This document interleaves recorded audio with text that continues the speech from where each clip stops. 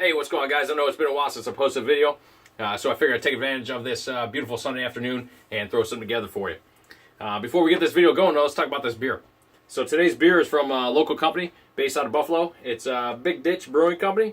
Amazing beers. This one's a deep cut double IPA. If you're in the area, check it out.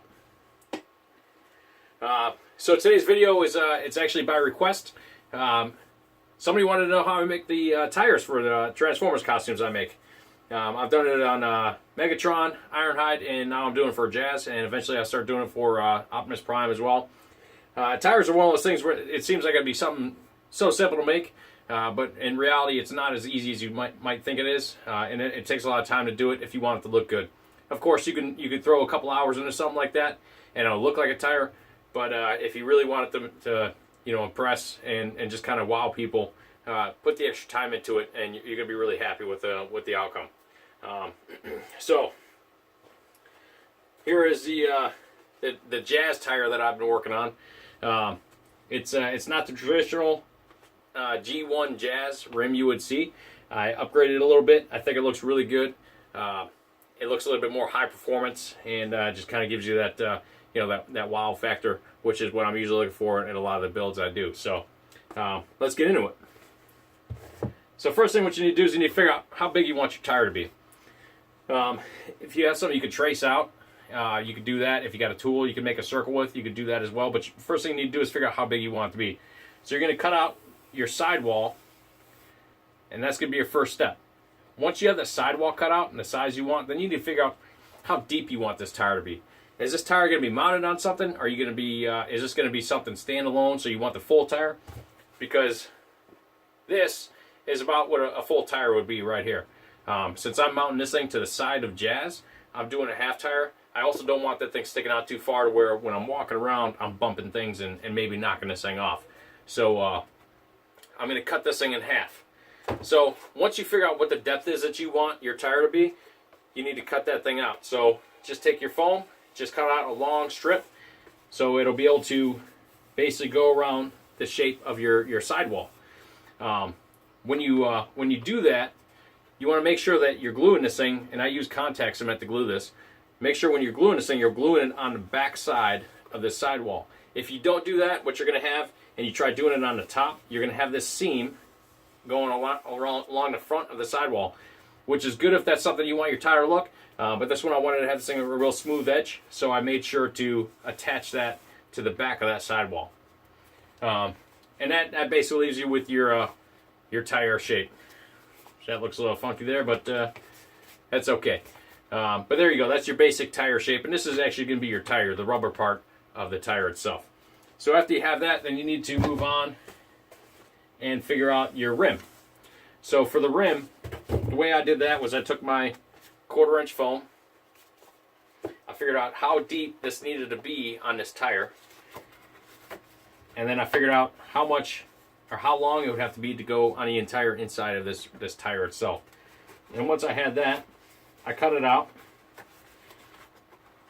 I placed it, and then I glued it from the back side here with a hot glue gun. And then I was left with this inner rim piece here. So after you figure that out, then you're gonna be moving on to your rim.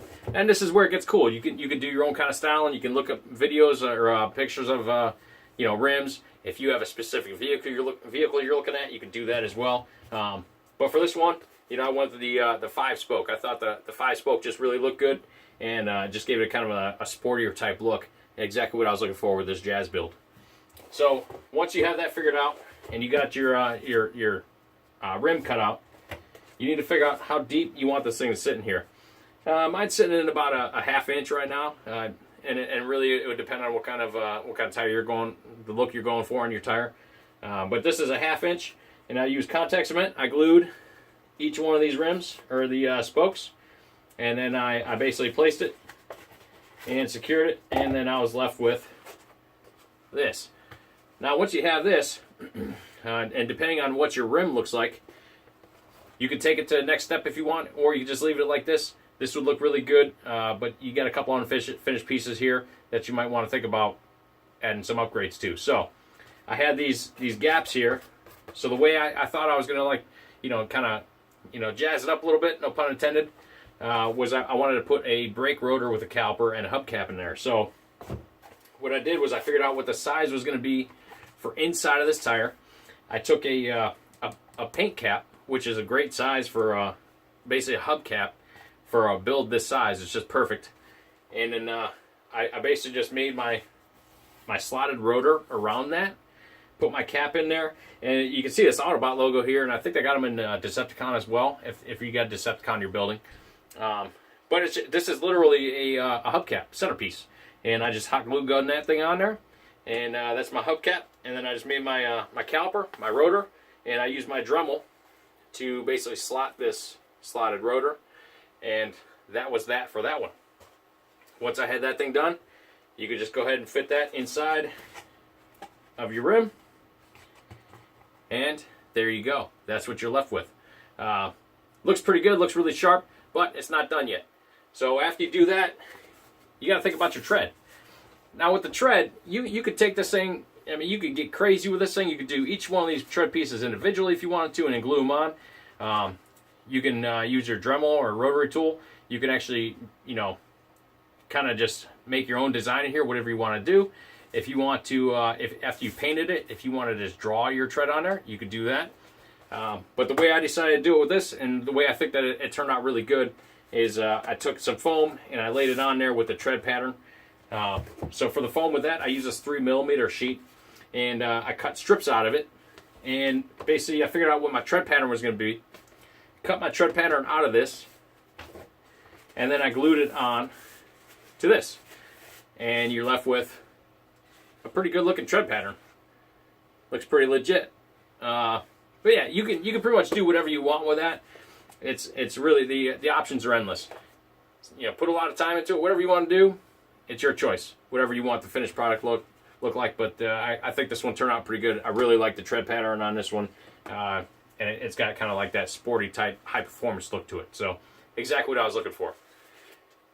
So once you have that stuff, and I'm not going to be doing this quite yet, but next you're going to be moving on to painting.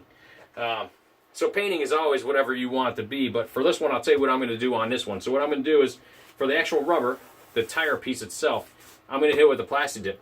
I'm going to leave that plastic dip. I'm not going to cover that thing with anything else, because plastic dip it's basically rubber. It's like a plastic paint. So it's actually going to give it a really good look to it. It's going to kind of have like a matte type look, and it's going to look rubbery. So it's exactly what I want it to look like. After I do that, I'll probably whatever tire brand you want, but I'm going to go with Goodyear's on these. I'll actually do Goodyear in white paint, so it has a sidewall, or the basically the raised white lettering it's going to look like on the side. And then I'll probably do, like, I don't know, Eagle F1 or something like that, some cool tire brand or something. Maybe throw the tire size on there. Just those added little details are really what I'm going after. As far as painting the rest of it, I'll probably do like a gray or a silver on the actual rim and the center spokes. And then for the hubcap and the brake and the caliper, I'm probably going to go with like a bright red on the caliper. And this is going to be like a metal aluminum type look. And then the hubcap, I haven't quite decided what I'm going to do with that one yet. But those choices are 100% up to you, and it's whatever you think is going to look good. So that's pretty much it. It's really all I do for these tires. And like I said, you can put as much time into these things as you want, or if not, I mean, it's whatever you want to do, and it's however much time you want to put into your build. But as always, the more time you put into these things, the better it's going to look and the happier you're going to be in the end. Go big or go home is what I usually say, so I try to live to that. But really, that's about it. I don't have much more. There's all kinds of other little, pieces and parts that you can make, and it's always the same thing. Put into it what you want to get out of it. If you want to have this just awesome piece that looks amazing, put the time into it. If not, you don't have to, but it's your choice. As always, you guys can always check out my current projects on Instagram at BMBids. And if you like this video, give me a thumbs up and subscribe. I'll catch you guys later.